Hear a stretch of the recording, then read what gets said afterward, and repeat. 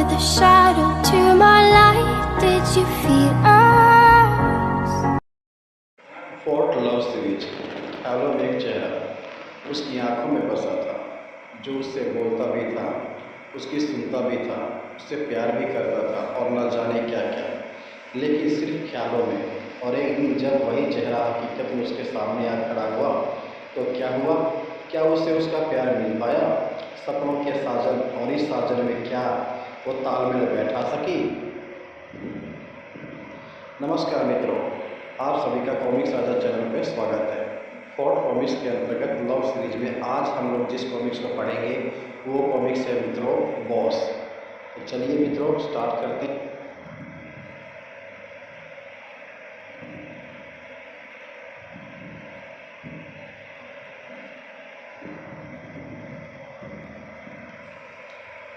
शहर की पुलिस प्रशासन और जनता सभी परेशान है। बॉस नाम की इस दरिंदे से ना जाने कितने मासूम बेगुनाहों का कत्ल कर चुका है यह हैवान। कई बार पकड़ा भी गया, मगर चश्मदीद गवाहों और सबूतों के अभाव में हर बार इसका वकील सचिन सेठ उसे बचाकर निकाल लाया। यूँ तो मित्रों बॉस कभी कभी सड़कों पर निकलता था, परंतु जब भी वह निकलता था क़यामत आ जाती थी। जिधर से गुजर जाता था उधर का इलाका पूरी तरह सुनसान हो जाता। लोग अपने घरों में दुबक जाते, दुकानों के शटर गिर जाते, क्योंकि उन्हें मालूम होता था कि आज किसी न किसी की ज़िंदगी का आखिरी दिन है। क्या मालूम कि वो बेगुनाह खुद वही हो। इसलिए लोग बॉस का सामना करने से भी कतराते थे। वो आ गया मालिक बॉस रेस्टोरेंट के बाहर का चित्र सीन मित्रों। भागो मोनिका, बॉस आ रहा है। भगवान जाने इसे कब मौत आएगी। डीएसपी मुकुल वर्मा थके हारे से घर लौटे तो उनकी बेटी पूजा चाय लेकर हाजिर थी उनके सामने। क्या बात है डीएसपी साहब, ये आपका चेहरा लटका लटका क्यों लग रहा है? ओ पूजा, तुम्हें तो हर वक्त मजाक सूझता है। मजाक करना भी तो मजाक नहीं है डीएसपी साहब, क्योंकि मजाक तभी लगता है जब वो सचमुच मजाक हो। और फिर मैं तो मजाक भी मजाक नहीं करती, क्योंकि मजाक। ओ पूजा प्लीज अब बस भी करो। बस आपके कहने पर मुझे बस का एक किस्सा याद आया है, बस 2 मिनट। सड़क। पूजा को उसके पिता कभी नहीं डांटते थे, परंतु आज क्या हो गया उनको? पूजा भी एकदम गंभीर हो गई। क्या बात है पापा, आज तो सचमुच बहुत सीरियस लग रहे हैं। आई एम सॉरी बेटी, मैंने तुम्हें फिजूल में ही डांट दिया। बस आपके कहने पर मुझे बस का एक किस्सा याद आया है, बस 2 मिनट। Shut up. कोई बात नहीं डैडी, परंतु कुछ तो बताइए कि आखिर आप इतने परेशान क्यों हैं? बात ही कुछ ऐसी है बेटी, वो कल फिर जमानत पर छूट जाएगा, केस चलेगा और पहली ही पेशी पर सबूतों के अभाव में अदालत उसे बेइज्जत बरी कर देगी। मैं कुछ समझी नहीं डैडी, आप किसकी बात कर रहे हैं? बॉस की।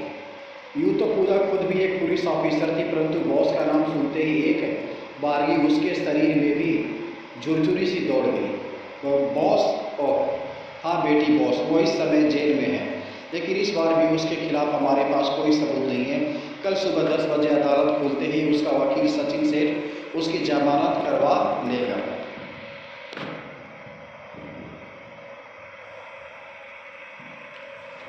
पूजा वापस अपने बेडरूम में आ गई, परंतु नींद उसकी आंखों में से कोसों दूर थी मित्रों। बॉस ऐसा क्यों करता है? क्या सचिन सेठ उस जैसे दरिंदे की जमानत करवाता है? वो सोचती है मन ही मन। पूजा सोकर सुबह देर से उठी और झटपट तैयार होकर सीधी अदालत पहुंची, परंतु मैडम बॉस की जमानत मंजूर हो चुकी है, उनका वकील यहाँ से जा चुका है। ओह। मशहूर वकील सचिन सेठ का पता मालूम करने में पूजा को अधिक कठिनाई नहीं हुई और वह सीधे उसके घर जा पहुंची। मुझे आपसे कुछ बातें करनी हैं। इस समय? हाँ इस समय पूजा के आने से सचिन सेठ कुछ परेशान नजर आ रहा था, परंतु पूजा सीधी अंदर घुसती चली गई। मिस्टर सचिन सेठ, आप इतने बड़े वकील हैं, इस फोटो से छोटी सी उम्र में आपने इतना नाम कमाया है, शायद ही दूसरे किसी वकील ने कमाया हो, परंतु पैसे के लिए आप इतना गिर सकते हैं? मुझे आपसे कतई उम्मीद नहीं थी। मैं आपका मतलब नहीं समझा मिस। आप आप क्यों समझेंगे? आपकी आंखों पर तो दौलत की पट्टी पड़ी है। चंद रुपयों की खातिर आप बॉस जैसे दरिंदे का साथ दे रहे हैं। नहीं, मैं ये काम रुपयों की खातिर नहीं करता। इससे पहले कि सचिन सेठ कुछ बोल पाता, अंदर के बंद कमरे से इस तरह की आवाज़ें आने लगी जैसे कोई किसी को कोड़ों से पीट रहा हो। साथ ही हल्की कराहने की आवाज़ें भी आ रही थी। ये दरिंदा क्या, अंदर क्या हो रहा है? सटाक सट प्रायश्चित। प्रायश्चित? कैसा प्रायश्चित? कौन है कमरे के अंदर? बॉस 5 मिनट ठहरिए, अभी आपको सब कुछ पता लग जाएगा। 5 मिनट बाद अंदर से आवाज़ आ रही बंद हो गई। वहाँ मरकट जैसी शांति छा गई। तभी सचिन ने दरवाज़ा खोला। पूजा जो सचिन के पीछे पीछे अंदर आ गई थी, अंदर का दृश्य देखकर सतत रह गई। उफ, ये क्या? नीचे जमीन पर बॉस बेहोश पड़ा था। सारे शरीर पर कोड़ों के निशान थे, जिससे खून रिस रहा था। इंस्पेक्टर पूजा, ये है जल्लाद और दरिंदे बॉस का दूसरा रूप। सचिन सेठ ने बेहोश बॉस को उठाया और पलंग पर लिटाकर पूजा के साथ बाहर आ गया। ये सब क्या है मिस्टर सचिन? ये एक लंबी कहानी है मिस पूजा। जब बॉस नहीं, काले का एक सीधा साधा छात्र था जिसका नाम था ईशान। जी हाँ, यही बॉस का असली नाम है। मैं और ईशान अच्छे दोस्त थे। ईशान की करोड़पति बनने की प्रबल इच्छा थी, परंतु इसके लिए उसने कभी गलत रास्ता नहीं चुना। और फिर सचिन की आंखों के सामने सभी दृश्य चलचित्र की भांति घूमने लगे। ईशान ट्यूशन पढ़ाकर जैसे तैसे अपनी कॉलेज की पढ़ाई पूरी कर रहा था। ठीक है, अब तुम जाओ रमेश, मेरे कॉलेज का वक्त हो गया है। जी सर। थोड़ी देर में ईशान कॉलेज पहुंच गया। हाय सचिन, कैसे हो? आओ आओ करोड़पति, क्या हाल है? यार तू मेरा सीधा नाम नहीं ले सकता, जब देखो करोड़पति करोड़पति करता रहता है। अबे इसमें बुरा मानने की क्या बात है? अच्छा एक बात बता, तू करोड़पति बनने के सपने नहीं देखता? हाँ, तुझे अपने करोड़पति बनने की भी पूरी उम्मीद है? हाँ, देखता हूँ। बेशक। इसका मतलब तू एक दिन करोड़पति जरूर बनेगा। बस मैं तो तुझे करोड़पति कहने की आदत डाल रहा हूँ। लाइब्रेरी में पहुँचते ईशान ने झपट कर उस दिन का अखबार उठाया और जेब से कुछ लॉटरी की टिकट निकालकर मिलाने लगा। तब तेरे की याद भी नहीं लगी। यार एक बात कहूँ? हाँ हाँ बोल। आज तक जितने रुपए की लॉटरी टिकट तो खरीद चुका है, अगर उतने रुपए तूने जोड़े होते तो करोड़पति नहीं लखपति तो होता ही। अभी भी वक्त है, मेरी बात मान ले और लॉटरी के टिकट खरीदने की बजाय पैसे जोड़ना शुरू कर दे। 8-10 साल में तू लखपति बने ही बने। अबे तू मेरा दोस्त है या दुश्मन? मैं करोड़पति बनना चाहता हूँ, तू मेरी टांग घसीट कर बार बार लखपति बनाना चाहता है। अबे वो मारा ईशान। ये देख करोड़पति बनने के एक नायाब तरीका। करोड़पति बनने का तरीका सुनते ही ईशान ने सचिन के हाथ से अखबार छीन लिया। श्यामनगर 15 जुलाई। बबीता की हत्या उन्हीं के पति रविचंद्र ने कर दी। स्वर्गीय बबीता ने अपने पिता की करोड़ों की संपत्ति को हथियाने के लिए रवि ने उनकी हत्या कर दी। तब तेरे की। अबे मुझे मालूम है मैं एक काकरोच तो मार नहीं सकता, फिर भला एक लड़की की हत्या है?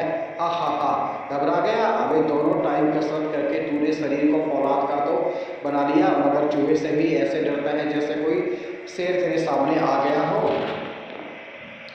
ईशान कॉलेज से घर वापस तो आ गया, परंतु उसके दिमाग में वही अखबार वाली घटना घूम रही थी। हत्या? नहीं, मैं हत्या नहीं कर सकता। मगर हत्या करने की जरूरत क्या है? सिर्फ शादी करना ही काफ़ी है। बीवी अगर करोड़पति है तो मियाँ तो अपने आप ही करोड़पति हो गया। मगर ऐसा करोड़पति लड़की कौन है जो? तभी उत्तेजनावश ईशान उठ बैठा। मीजिया। हाँ, मीजिया अपने करोड़पति बाप की इकलौती बेटी है। उसके बाद ईशान सारी रात सो नहीं पाया। सुबह उसने बच्चे को ट्यूशन भी नहीं पढ़ाया। कॉलेज पहुँचते उसने सारी बात सचिन को बताई। ए भाई होश में रह, मीजिया का मिजाज देखा है? हरी मिर्च, लाल मिर्च, गरम मसाला और जाने क्या क्या भरा है उसके मिजाज में। मगर वो है तो करोड़पति बाप की इकलौती बेटी। हम इस कॉलेज में हैं, वो दूसरे कॉलेज में। उससे जान ना पहचान वाला वो क्यों तुझसे शादी करने लगी? मगर तू साथ दे तो सब कुछ हो सकता है। अच्छा बाबा ठीक है, तू जैसा कहेगा करूँगा, लेकिन अगर कोई गड़बड़ हो गई तो मेरी कोई जिम्मेदारी नहीं होगी। मैंने उसके बारे में सोच रखा है। प्लीज़ यार, तू मेरा सच्चा दोस्त है तो मेरी मदद कर। उसकी फिक्र तू मुझ पर छोड़ दे। सचिन भी ईशान की तरह अकेला ही था। उसके माँ बाप एक एक्सीडेंट में मारे गए थे, परंतु वो सचिन के लिए एक फ्लैट और कुछ पैसे छोड़ गए थे। फ्लैट देखने में काफ़ी अच्छा और खूबसूरत था। कुछ पैसे उधार लेकर ईशान ने बढ़िया कपड़े बनवा लिए और वाह यार, आज तो तू बड़ा स्मार्ट लग रहा है, अब तेरे कहने से क्या होता है, मिजिया कहे तो कोई बात बने। उसी दिन से रोज कॉलेज शुरू होने और खत्म होने के समय तक ईशान मिजिया के कॉलेज के गेट के पास नजर आने लगा, परंतु जैसे ही मिजिया की चमचमाती विदेशी गाड़ी आती वो आड़ में छुप जाता। एक दिन सचिन भी उसके साथ आया और किस्मत से उसी दिन धड़ाक कार का एक्सीडेंट हो जाता है। मित्रों, मिजिया बुनबुनाती हुई कार से उतरी। हे गुल्लू बंधा है क्या, इतनी बड़ी कार नजर नहीं आती? हाय स्वीटी, तुम्हें गुस्से में देखकर बहुत मजा आता है। सच, कभी गुस्से में अपनी शक्ल आईने में देखना बहुत खूबसूरत लगती है। गुल्लू के उपहास ने मिजिया का गुस्सा 7वें आसमान पर पहुंचा दिया। यू रोड साइड बास्टर्ड, चटाक, और वो उसके गाल पर एक बहुत तेजी का थप्पड़ मारती है। मुझे पता है तू किससे बात कर रहा है। हाँ, करोड़पति सेठ गरीबचंद की इकलौती बेटी से, लेकिन तुझे नहीं पता तूने किसे चाटा मारा है। बास नाम के छटे हुए गुंडे का छोटा भाई है ना तू, उसका रौब क्यों झाड़ता है? वो भी मेरे पापा के उन पालतू कुत्तों में से एक है जो सुबह शाम पापा के तलवे चाटते हैं। अगर पापा को इस हरकत का पता चल गया तो? अरे तेरे बाप को जब पता चलेगा तब की जब देखी जाएगी। फिलहाल तो मैं तेरा वो हाल करूँगा कि तू किसी को मुंह दिखाने के लायक नहीं रहेगी। बड़ा गुरूर है ना तुझे अपनी इस रूप और अपने बाप की बेपनाह दौलत पर। बॉस श्यामनगर का सबसे दर्दनाक गुंडा था। यही कारण था कि उसके भाई गुल्लू को रोकने की हिम्मत किसी में नहीं थी। सभी मूक दर्शक बने इस दृश्य को देख रहे थे। ईशान, देखता क्या है, घुस जा बीच में, यही मौका है। अबे तू मेरा दोस्त है, दुश्मनी मुस्टंडों से कौन भिड़ेगा? तो क्या तुझे करोड़पति नहीं बनना? देख बेटा, ऐसे मौके बार बार नहीं आते हैं। अबे धक्का क्यों देता है? और डरता डरता ईशान वहां पहुंच गया। ए गुल्लू, छोड़ दो इसको, वरना अबे ओ टूटी टांग के मच्छर, क्या मौत आई है जो गुल्लू को ललकार रहा है? गुल्लू की एक धमकी से ही ईशान की हवा सरक जाती है। मेरा मतलब ये नहीं था गुल्लू भाई, मैं तो कह रहा था क्यों बेचारी को परेशान कर रहे हो? तो तू क्यों परेशान हो रहा है? ये तेरी बहन लगती है क्या बे? छोड़ दे मुझे, आ। लड़की चिल्लाती है और जैसे गुल्लू ने मिजिया की जीप में बिठाने की कोशिश की, अबे क्या करता है, छोड़ दे मुझे। नहीं छोड़ूंगा तुझे, इसे जाने दो। अचानक से वो उसके टांगों से चिपट जाता है उधर। अबे सत्यानाश, तूने सारा गुड़ गोबर कर दिया। चल है हीरो बनने, मिजिया से शादी करके करोड़पति बनेगा। लगता है ये ऐसे ही नहीं मानेगा, मारो सारे को। बस फिर क्या था, गुल्लू और उसके साथी टूट पड़े ईशान पर। हाय मर गया, हाय मर गया। मिजिया की ओर से गुल्लू का ध्यान हटता देख सचिन उसकी ओर लपका। ओ मिजिया जी, आप मेरे साथ आओ जल्दी। सचिन मिजिया को कॉलेज के बाहर ले गया और उसे टैक्सी कराकर रवाना कर वापस आया और उसने शोर मचाना शुरू कर दिया। गुल्लू उस्ताद, भाग गई आपकी स्वीटी। उधर गुल्लू कॉलेज के सामने सड़क पर भागा। उधर सचिन ने सहारा देकर ईशान को उठाया, फिर झाड़ियों में घुस गया। ओह, ये भी गया साला शाम को। हाय मर गया रे, बहुत मारा साले ने मैं गुल्लू को। हाय हाय, बस रहने दे। अब तो वो बड़ा ताव दिखा रहा था। तब क्या हुआ जब गुल्लू दहाड़ दहाड़ कर तेरा बैंड बजा रहा था? अबे अगर मैं हिंसा का पुजारी ना हूं तो गुल्लू जैसे 10 पर भारी हूं। अब तो तू बनेगा ही हिंसा का पुजारी अपनी बुजदिली को छुपाने के लिए। यार मैंने उसकी जान बचाई है, तेरा क्या ख्याल है वो मुझसे मिलने या मेरा हाल पूछने आएगी? तूने नहीं, मैंने बचाई है उसकी और तुम्हारी दोनों की जान। तू तो सूरदास बना गुल्लू भैया गुल्लू भैया गुल्लू भैया कर रहा था और पिटाई कर रहा था। तभी कॉल बेल बज उठी और ईशान खुशी से चिल्ला उठा, ओह माय गॉड, वो आ गई ट्रेन। अबे जब इमारत की दीवारें हिली हों तो दरवाज़ा धीरे से बंद करना चाहिए। लेटा रहे आराम से, मैं देखता हूँ कौन है। 1 मिनट बाद ही जब सचिन लौटा, वो तो नहीं आई, अलबत्ता उसका नौकर आया था। ये फूल 10,000 रुपये और ये चिट दे गया। चिट पर लिखा है 10,000 भेज रही हूँ, इलाज के लिए कम हो तो बताना और भिजवा दूंगी। करोड़ के बदले कुल 10,000, इसका जवाब देना होगा। यार तेरे पास कितने रुपए पड़े हैं? कुल 3,000। क्यों? मुझे दे दे, कल वापस ले लियो। मगर तू करेगा क्या? बस तू देखता जा, तू मुझे रुपए, कैंची और कुछ कोरी कापियाँ दे दे। और हाँ, किसी भी तरह मीजिया को एक बार यहाँ ले आ। मालूम नहीं तो क्या करना चाहता है। अगले दिन सचिन सीधा मीजिया से मिला। ओ तुम, अब आपके दोस्त की तबीयत कैसी है? रुपए तो शायद मिल गए होंगे। जी हाँ, रुपए तो मिल गए थे, मगर वो आपसे एक बार मिलना चाहता है। मुझसे? मगर क्यों? ये तो मुझे भी मालूम नहीं मीजिया जी, बस मुझसे उसने यही कहा। सचिन मीजिया को लेकर घर आया तो वहाँ का तो नक्शा ही बदला हुआ था। न जाने कब ईशान बाहर जाकर अपने सारे हाथ पैरों में प्लास्टर चढ़वा आया था। ओह, आपको तो बहुत चोट आई है। आइए, मैं आपका ही इंतजार कर रहा था। हाय, जरा वो टेबल पर रखा ब्रीफ केस तो उठाना।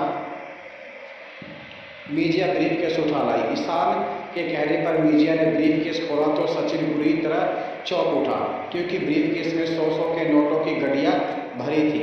ये पूरे 1 लाख रुपए हैं मीजिया जी। हाय, ये आप रख लीजिए। हाय, और चाहिए तो वो तो मैं और दे दूंगा। ये रुपए मैं रख लूँ? मगर क्यों? वो इसलिए कि मेरी कुछ हड्डियाँ ऐसी टूटी हैं जो कभी पूरी तरह ठीक नहीं होंगी। हाय हाय, आप ये रुपए लेकर मेरी हड्डियाँ पहले जैसी कर दीजिए। हाय हाय। ओह, तो आप मुझको रुपयों का रोब दिखा रहे हैं, मगर आपको बता दूं कि मैं करोड़पति बाप की इकलौती बेटी हूँ, यही ना? तो क्या हुआ? शायद आप नहीं जानती कि मैं। तभी सचिन ने उनकी आंखें बचाकर फोन का 161 नंबर घुमाकर रिसीवर क्रेडिट कैबिन पर रख दिया, जिससे खुद ब खुद उनकी घंटी बज उठी। सचिन ने फोन उठाया और फिर कुछ क्षण कान पर लगाने के बाद ईशान को दे दिया। ये लो ईशान, इंग्लैंड से तुम्हारे पापा का फोन है। ट्रिन ट्रिन। ओह, तो उनको मेरी याद आ ही गई।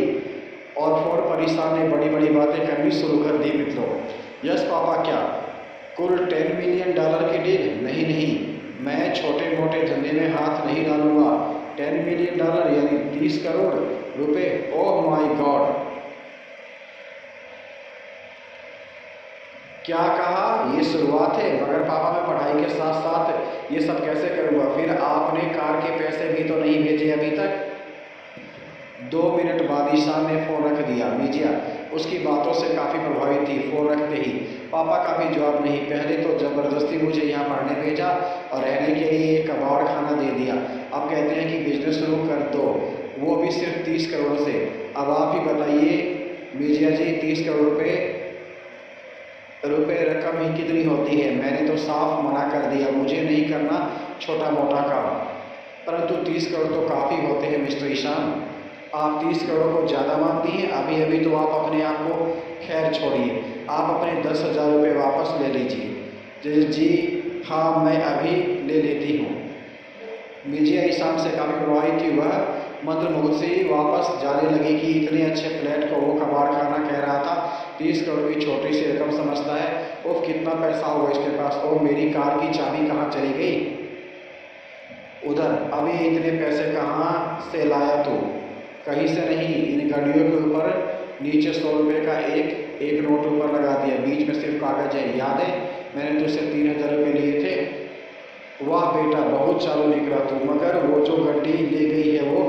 अबे मार डाला, वो गड्डी यहाँ मेरे पास है जिसमें असली नोट है। मैं भूल गया था उसे बातों में लगाकर ये गड्डी उसे थमानी है। तो ये मीजिया वहाँ पहुँची। आप? जी हाँ, वो मेरी कार की चाबी शायद ही कहीं गिर गई। अरे तो चाबी ढूंढने में समय खराब करने की क्या ज़रूरत है? नई कार ले लीजिए। एक बार मेरी कार पंचर हो गई, मैंने उसे वहीं छोड़ दिया और नई कार ले ली। जी वो तो ठीक है, परंतु इस समय नई कार कहाँ मिलेगी? तभी मीजिया को ईशान के पैर के नीचे चाबी दिखाई दी और जैसे उसने ईशान का प्लास्टर चढ़ा पैर उठाकर चाबी निकालने की कोशिश की। सचिन जल्दी करो, उफ! और सचिन ने झटपट नोटों की गड्डी बदल दी। मीजिया वहाँ से ऐसे भागी जैसे उसके पीछे भूत लगे हों। अबे अरबपति बाप की इकलौती औलाद, इतनी लंबी लंबी मत छोड़ कि बाद में समेटनी मुश्किल हो जाए। अबे अगर लंबी लंबी ना छोड़ी तो चिड़िया जाल में फंसेगी भी नहीं। अब तो ये बता कि कार कहाँ से लाएगा?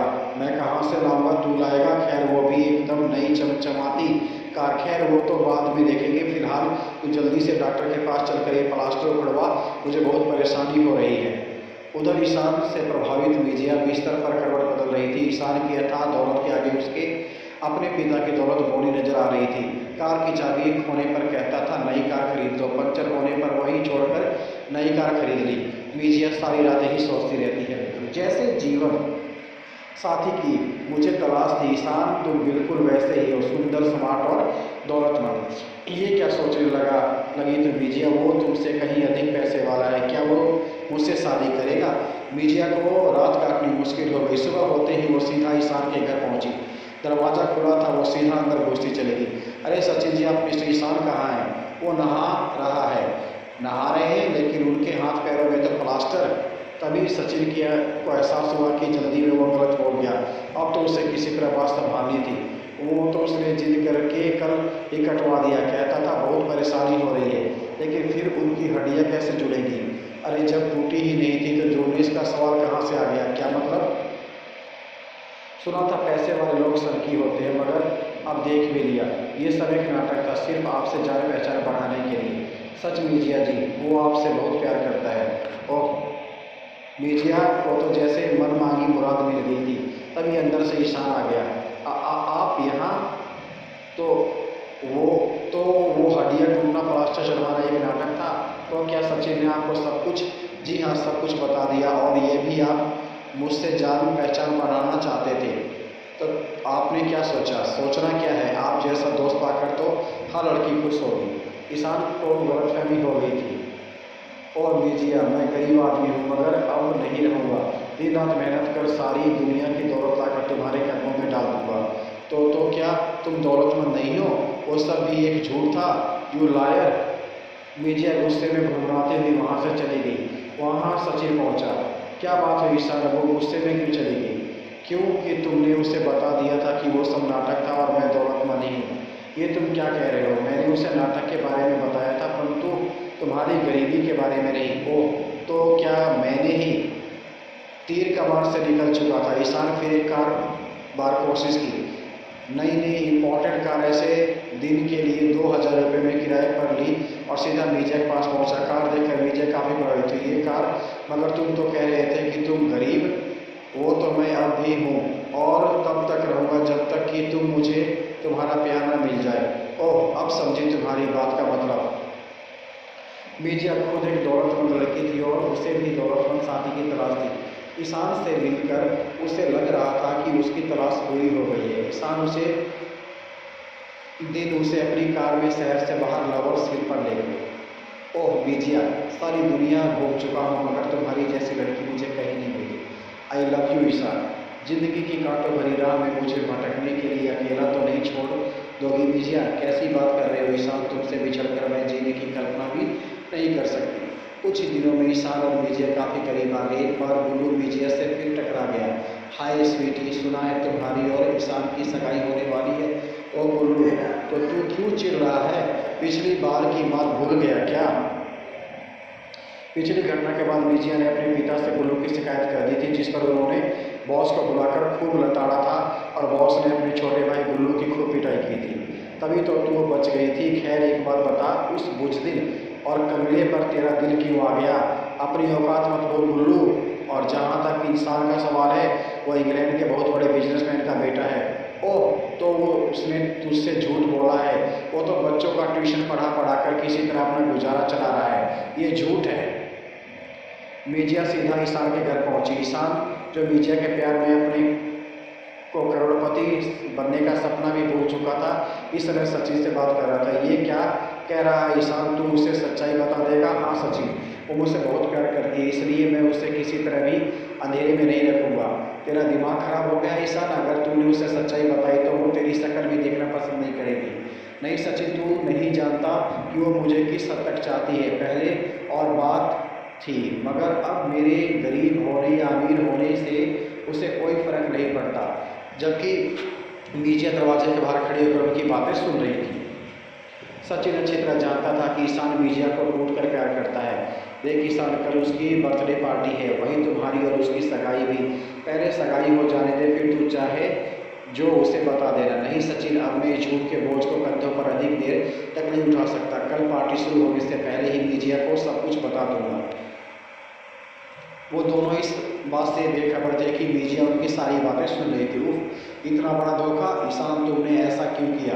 क्या मेरे जज्बातों से खेले? उफ, मैं तुम्हें छोड़ूंगी नहीं ईशान, मैं तुमसे ऐसा बदला लूंगी कि फिर कभी कोई प्यार में फरेब करने की बात ही ना सोचे।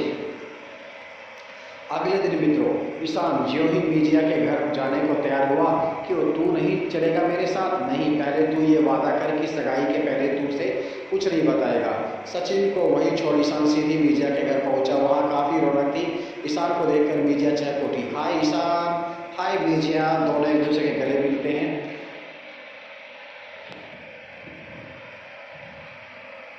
मीजिया, मुझे तुमसे कुछ कहना है, लेकिन मुझे कुछ नहीं सुनना। अरे पार्टी में इतने लोग आए हैं, सबको अटेंड करना है। जो कुछ कहना है पार्टी के बाद कहना। ईशान पूरी कोशिश के बाद भी उसे कुछ ना बता पाया, परंतु मीजिया को तो पहले ही सब कुछ मालूम था। और फिर दोस्तों, आज मेरी बेटी की 18वीं सालगिरह है और इसी मौके पर मैं आपको एक खुशखबरी। ठहरिए पापा, आगे मैं बोलूँगी। दोस्तों, ये है मिस्टर ईशान। इनके अनुसार ये इंग्लैंड के करोड़पति खानदान के इकलौते चश्मोचिराग है, परंतु असल में ये अनाथ गंदी खोली में रहने वाले नाली में रेंगने वाले कीड़े हैं और मेरे साथ शादी का सपना देख रहे हैं। मीजिया, ये जो मुझे नई कार का रोड दिखाते थे वो किराए पर लाया करते थे। अरबपति खानदान तो अलग, शायद इन्हें अपने माँ बाप का भी पता नहीं किस बदचलन माँ ने अपना पाप। मीजिया बोलती जा रही थी और ईशान के सब्र का प्याला बढ़ता जा रहा था। और जो ही उसने उसकी माँ के खिलाफ बोला, उफ, मीजिया एक चटाक थप्पड़ वो उसके गाल पर जड़ देता है। बॉस, अगले क्षण सातिर गुंडा बॉस आगे आया। इस कंगाल की औलाद का वो हाल करो कि कभी भूल कर भी मीजिया का नाम इसकी जुबान पर ना आए। आप चिंता मत करो मैडम, मैं ये कुत्ता कभी आपको परेशान नहीं करेगा। चल बेटा, साले अपनी औकात देखिए, चला था मीजिया से शादी करने। इतना मारो इसको कि फिर कभी किसी लड़की की तरफ आंख उठाकर देखने की हिम्मत ना करे।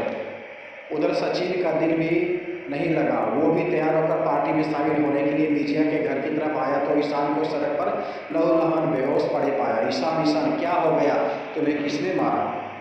कुछ ही दिनों में ईशान पूरी तरह ठीक हो गया, परंतु वो गुमसुम रहने लगा। सचिन उसे ढांढस बंधाता रहा, लेकिन उस पर कोई असर नहीं हुआ। आखिर उन्हें एक दिन पता लगा कि मीजिया शादी कर रही है किसी अपने ही जैसे करोड़पति के साथ। ईशान, तेरी ये हालत मुझसे अब देखी नहीं जाती। या तो उसे भूल जाए या फिर जाओ उसे जबरदस्ती अपनी बना ले। ऐसा कैसे हो सकता है सचिन? वो लोग बहुत पैसे वाले हैं और ताकतवर भी, उनके पास सैकड़ों बदमाश हैं। उफ, बुज़दिली की भी हद होती है। तू इस हाथी जैसे शरीर का मालिक होते हुए भी ताकत की बात करता है। तेरी जगह मैं होता तो अब तक मीजिया मेरी होती या फिर किसी की नहीं, मगर तू है तेरी मर्दानगी पर। अरे सचिन क्या करता है तू? यहाँ हाथ पर हाथ धरे बैठा रहा और वहाँ मीजिया किसी और की हो जाएगी। सचिन, गुस्से में भरा ईशान पहुँच गया सीधा मीजिया के घर, जहाँ उसकी सगाई की रस्म पूरी की जा रही थी। मीजिया, ईशान की डांट सुनकर वहाँ सभी लोग समझ रह गए। तुम क्या लेने आए हो यहाँ? उस दिन की मार भूल गए क्या? सीधी तरह यहाँ से चले जाओ, वरना इस बार तुम्हारी लाश भी नहीं मिलेगी। मैं फिर कहता हूँ, एक बार फिर सोच लो, वरना आज मेरे सिर पर भी खून सवार है। मीजिया, तभी तेरे सिर पर सवार खून मैं उतार दूंगा बच्चे। और बॉस देख, तेरा मेरा कोई झगड़ा नहीं, तू बीच में मत पड़, वरना आज। ईशान का वाक्य पूरा होने से पहले ही बॉस उसे गुस्सा जड़ देता है। आज तो यहाँ से जिंदा नहीं जाएगा बच्चे। ताकत में ईशान बात से किसी भी तरह कम नहीं था। ये तो वक्त ही बताएगा कि कौन जिंदा रहेगा बॉस। और वो बॉस पे हमला कर देता है। सभी समझा गए क्योंकि उन्होंने पहली बार किसी को बॉस पर हाथ उठाते देखा था। कई बदमाश एक साथ ईशान पर झपटे, परंतु कोई बीच में नहीं आएगा, वरना लोग मुझे बुज़दिल समझने लगेंगे। और फिर ईशान और बॉस भिड़ गए, दोनों सांडों की तरह। लोग सांसें रोके उनका ये खूनी मुकाबला देख रहे थे। और सचमुच ईशान को आज अपनी ताकत का एहसास हुआ, क्योंकि वो बॉस पर भारी पड़ रहा था। बोल कुत्ते, बॉस कौन है? आप। धड़ा। फिर बोल बॉस। धड़ा। आप। एक बार फिर बोल बॉस ईशान पर सचमुच खून सवार था। वो अच्छे बुरे का फर्क भूल चुका था और फिर उसके हाथ ही बोतल बॉस के पेट में घुस गई और वातावरण में बॉस की चीख गूंजती चली गई। आखिरी बार बोल बॉस। खच। बॉस की हत्या ने वहाँ के लोगों को स्तब्ध कर दिया और तभी मीजिया चीखी, मैं बॉस की तरह बेवकूफ़ नहीं जो अकेले ही भिड़ने की बेवकूफ़ी कर बैठा। पकड़ लो इसे और जान से मार डालो। मीजिया। एक साथ कई बदमाश ईशान की तरफ झपटे, परंतु इससे पहले ईशान मीजिया तक पहुंच गया और खचा उसने मीजिया के पेट में बोतल घोंप दी और फिर एक के बाद एक ईशान मीजिया के ऊपर तब तक वार करता रहा जब तक उसके शरीर में जान रही। वह उपस्थित लोगों में भगदड़ मच गई। थोड़ी ही देर में पुलिस आ गई और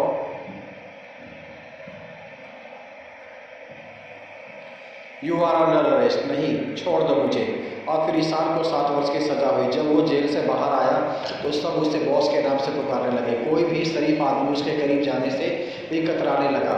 ओह, परंतु उसके बाद ये इतना जल्लाद क्यों हो गया? उसके बाद फिर उसने घर से निकलना बंद कर दिया। तब तक मैं वकालत पास कर चुका था। फिर एक दिन मेरे कहने पर यह दिल बहलाने घर से बाहर निकला और जा पहुंचा लवर्स हिल पर। वहाँ तुम मुझे इस तरह नहीं ठुकरा सकती मीनू। अगर तुमने फिर कभी मुझसे अलग होने की बात की तो यहीं से कूद कर आत्महत्या कर लूँगा तो कर लो, लेकिन मैं तुम जैसे कंगाल के साथ शादी करके अपना जीवन नरक नहीं बना सकती। वो लड़की वहाँ से जाने लगी और लड़का अभी पहाड़ी से कूदने की तैयारी कर ही रहा था कि ठहरो, ओह छोड़ दो मुझे। फिर ईशान ने उस लड़की को उठाकर पहाड़ी के नीचे फेंक दिया। आई, इसने प्यार में धोखा किया है, इसे जीने का कोई अधिकार नहीं है। और उसी दिन से जब भी ये प्यार में किसी को धोखा करते देखता है उसे जान से मार देता है और घर आकर उसका प्रायश्चित खुद को कोड़े मारकर करता है। आज मैंने एक और मासूम की हत्या कर दी। मुझे इसकी सज़ा मिलनी ही चाहिए और मुझे इसका साथ इसलिए देना पड़ता है क्योंकि इसकी बर्बादी का जिम्मेदार मैं ही हूँ। ना मैं उस दिन इसे उकसाता ना इसका ये हाल होता। ये आज भी उतना ही मासूम है जितना ये कभी था, परंतु ना जाने इसे कभी कभी क्या हो जाता है। ईशान की दर्द भरी कहानी सुनकर पूजा का दिल भर आया। उसकी आंखें नम हो चली। मिस पूजा, मुझे मालूम है ये दरिंदा वही है, आज भी वैसा ही मासूम इंसान, बस इसे जरूरत है प्यार की, एक सच्चा प्यार। परंतु कौन करेगा प्यार ऐसे इंसान से जिसकी छाया तक से लोग दूर भागते हैं। ओह, आपकी आंखों में आंसू। I am sorry. वहाँ से पूजा जब वापस आई तो उसे ऐसा लग रहा था जैसे उसके दिल पर कोई बोझ हो। वह एक अजीब सी कसमकस में थी। सचिन के शब्द उसके कानों में गूंज रहे थे। ये आज भी वैसा ही मासूम इंसान है। कौन करेगा प्यार ऐसे इंसान से जिसकी छाया तक से लोग दूर भागते हैं। बस इसे ज़रूरत है प्यार की, एक सच्चा प्यार। मैं दूंगी, मैं करूंगी प्यार बॉस से, एक दरिंदे से जिसे दुनिया ने ईशान से बॉस बना दिया। मैं उसे फिर से ईशान बनाऊंगी। और अगले दिन सुबह पूजा ने पहला काम किया कि पुलिस की नौकरी से त्याग पत्र दे दिया। क्या बात है, आखिर तुम त्याग पत्र क्यों दे रही हो? मैं एक ऐसा काम करने जा रही हूँ जो पुलिस की नौकरी के साथ साथ नहीं किया जा सकता। अब एक पुलिस ऑफिसर नहीं, एक बाप अपनी बेटी से पूछता है, बता बेटी तू आखिर ऐसा क्या करना चाहती है जो मैं एक हैवान को फिर से इंसान बनाने जा रही हूँ? पापा, मेरी तो कुछ समझ में नहीं आ रहा। आखिर वो कौन है बेटी जिसे उसका नाम है बॉस? अगले क्षण डीएसपी मुकुल के पांव तले जैसे जमीन खिसक गई। ये तो क्या कह रही है बेटी? वो खूनी दरिंदा नहीं पापा। अगर आपने उसकी कहानी सुनी होती तो आपसे भी उतना ही अफसोस होता जितना मुझे। लेकिन बेटी, अगर कोई ऊंच नीच हो गई तो क्या आपको अपनी बेटी पर विश्वास नहीं है? पापा, अपने पिता को समझा बुझाकर पूजा सीधी घर आई और कपड़े बदलकर शाम होते ही निकल पड़ी सचिन के घर के नज़दीक पहुंचकर, हे भगवान मुझे कामयाबी देना। और फिर उसने अपना हुलिया बदला, बचाओ मुझे बचाओ। अंदर घुसते ही पूजा ने देखा कि ईशान और सचिन दोनों ही बैठे थे। वो सीधा सचिन के पास पहुंच गई और मुझे बचाओ भैया, वो लोग मेरी इज्जत। अरे देखना ईशान कौन है बाहर, मुझे बचा लीजिए भगवान के लिए। ईशान ने बाहर जाते ही पूजा ने सिर उठाया और सचिन बुरी तरह चौंक उठा। तुम इंस्पेक्टर पूजा नहीं, सिर्फ पूजा। मगर तुम इस तरह यहाँ और इस साल में आखिर ये सब क्या माजरा है? आपने कहा था ना ईशान आज भी मासूम इंसान है, इसे ज़रूरत है प्यार की, बस मैं उसे इंसान बनाने आई हूँ। पूजा की बात सुनकर सचिन बोला नहीं समाया। तभी ईशान वापस आ गया। यहाँ तो कोई नहीं है, वो लोग कहीं छिपे होंगे और मेरे बाहर निकलते ही तुम चिंता मत करो, मेरे साथ चलो, मैं तुम्हें सुरक्षित तुम्हारे घर पहुँचा दूंगा। ओम अरे अरे तुम रोने क्यों लगी? और पूजा ने फिर मनगढ़ंत कहानी सुनाई। मेरा कोई घर नहीं है, मैं अनाथ हूँ, कई वर्ष हुए मेरे माँ बाप का स्वर्गवास हो गया और मुझे मेरे मामा ने पाला। अब जब मैं जवान हुई तो वो मुझे यहाँ शहर ले आया और मुझे एक सेठ के हाथ बेच गया। मैं किसी तरह उसके चंगुल से निकल भागी। सुबह सुबह बस उसी सेठ के गुंडे सुबह। पूजा बहुत मासूम लग रही थी। ईशान के शरीर में बिजली सी दौड़ती महसूस हो रही थी। कौन सा सेठ? मुझे बता, वो कल का सूरज नहीं देख पाएगा। नहीं जाने दीजिए, बस मुझे 2 दिन ही रहने दीजिए, उसके बाद ये घर मेरा नहीं है, इससे पूछ लीजिए मगर ये चाहे तो। अगर ईशान को कोई परेशानी नहीं है तो मुझे क्या ऐतराज हो सकता है? बहुत बहुत शुक्रिया आपका। और पूजा ने उसके साथ रहना शुरू कर दिया। पूजा झटपट खाना बनाने की तैयारी करने लगी। भाई मैं तो आलू के पराठे खाऊंगा और आप ईशान जी। अगर एक चल ईशान का हाथ घुमाओ। खबर दो जो मुझे फिर ईशान कहा, मेरा नाम बॉस है ईशान। मगर उन्होंने भी तो आपको ईशान कहकर बुलाया था। सुबह इस दुनिया में मैं सिर्फ सचिन ही है जो मुझे जिस नाम से चाहे पुकार सकता है, तुम नहीं। ओह कैसा इंसान था ये ईशान। घड़ी में तोला, घड़ी में मासा। अभी जो पूजा के लिए सेठ को जान से मारने को तैयार था, उसी के जरा सी बात पर पूजा को चाटा मार दिया। आई एम सॉरी पूजा। कोई बात नहीं मिस्टर सचिन, मैं इस सबके लिए पहले से ही तैयार होकर आई थी। और फिर पूजा ईशान के पीछे पड़ गई। बॉस तुम्हारे शरीर पर ये जख्म कैसे? देखो लड़की, तुम यहाँ 2 दिन के लिए आई हो, अच्छा हो तो अपना से मतलब रखो। मगर पूजा नहीं मानी। वो तो आई थी ईशान के दिल में अपने प्यार की जोत जगाने। रात को जो ही ईशान सोने लगा, उसने ईशान के जख्मों पर मरहम लगानी चाहिए। कोई इंसान खुद को ऐसे कभी नहीं मार सकता। तभी ईशान पलटा। मैंने तुमसे कहा था कि अपने मतलब रखो, लेकिन मैं तो सिर्फ चली जाओ यहाँ से, मुझे तुम्हारे हमदर्दी की कोई जरूरत नहीं है। तभी वहाँ सचिन पहुँच गया। अबे ये तुझे बरम लगाना चाहती है ना, तो लगाने दे, इससे इतना गुस्सा खाने की क्या बात है? दिन पूरा होते ये लड़की, कहीं तुम यहाँ डेरा तो नहीं जमाना चाहती? मैं कहाँ जाऊँ बॉस, मुझे यहीं रहने दो। मैं तुम लोगों का काम कर दिया करूँगी और 2 रोटी खाकर इसी कोरे में पड़ी रहूँगी। यार तू तो पीछे ही पड़ गया, रहने दे इसे। यहाँ तेरा क्या मांग रही है? ठीक है जैसी तेरी मर्जी। अगले दिन सुबह, बॉस मैं यहीं 3 दिन से हूँ, तुम इसी तरह अपने आप को कमरे में बंद रखते हो, कहीं ना आते हो ना कहीं जाते हो। क्या तुम्हें दुनिया वालों से डर लगता है? नहीं मैं किसी से नहीं डरता। आओ तुम्हें दिखाती हूँ कि कौन किससे डरता है। और जो ही ईशान पूजा को लेकर बाजार में आया, वहाँ भगदड़ मच गई। भागो भागो बॉस, देख लड़की कौन किससे डरता है। ये लोग बुज़दिल हैं, ये क्या मुझे डराएंगे। भागो बॉस आ गया। तभी वहाँ से भागते लोगों में से ईशान की पकड़ में आ गया। क्यों बे हरामजादी, ये लड़की कहती है मैं तुझसे डरता हूँ, क्या ये सही है? नहीं बॉस, ऐसा कैसे हो सकता है? हम सब तुमसे डरते हैं, ये सारी दुनिया तुमसे डरती है, मुझे जाने दो बॉस। और फिर वो वहाँ से फिर वापस आ गए। अब तुझे पता चल गया कि मैं घर से क्यों नहीं निकलता। अगर मैं घर से बाहर निकलूँ तो सारा शहर बंद हो जाए, कारोबार ठप हो जाए, लोग भूखे मरने लगे। लेकिन मैं इंसान नहीं, हैवान हूँ, दरिंदा हूँ, दरिंदा समझी। कौन कहता तुम हैवान हो? अगर तुम हैवान होते तो रोज़ घर में बाहर निकलते और लोगों को भूखा मार देते। मगर तुम हैवान नहीं, इंसान हो, तुम्हारे दिल में भी अभी भी दया बाकी है। नहीं मैं हैवान हूँ, दरिंदा हूँ, उससे दूर रहना, समझी? समझ गई, तुम्हें मुझसे डर लगता है, तभी तुम मुझसे दूर रहना चाहते हो। लड़की, अगर सचिन ने मुझे बहन ना कहा होता तो मैं तुझे कच्चा चबा जाता। छी, अगर तुम्हें भूख लगी है तो सीधा बोलो, मैं तुम्हें खाना दे देती हूँ। कच्चा मांस खाने से तो तुम बीमार पड़ जाओगे। ईशान पूजा के मामले में अपने आप को अत्यधिक बेबस महसूस कर रहा था और पूजा थी कि वो उसकी उसी बेबसी का फ़ायदा उठा रही थी। कुछ भी है वास्तव में आदमी बड़े दिलचस्प हो। एक लड़की सचिन की बहन होने के नाते तुझे तो मैं कुछ नहीं कह सकता, मगर तूने अपनी बकवास यूं ही जारी रखी तो मैं ये घर छोड़कर चला जाऊंगा। ईशान की बातें सुनते ही पूजा वहां से रोती हुई भाग गई। तभी वहां सचिन आया। यार तूने पूजा का ऐसा क्या कह दिया? वो लगातार रोई जा रही है और चुप होने का नाम ही नहीं ले रही। मैंने उससे कुछ नहीं कहा, वो ही मुझे फिजूल में तंग कर रही थी। खैर जो हुआ सो हुआ, चल उठ और उसे चुप करा दे। उसे तू ही चुप करा सकता है। मैं? तेरा मतलब क्या है? मैं उससे माफ़ी मांगूं? नहीं नहीं, मैं ऐसा नहीं कर सकता।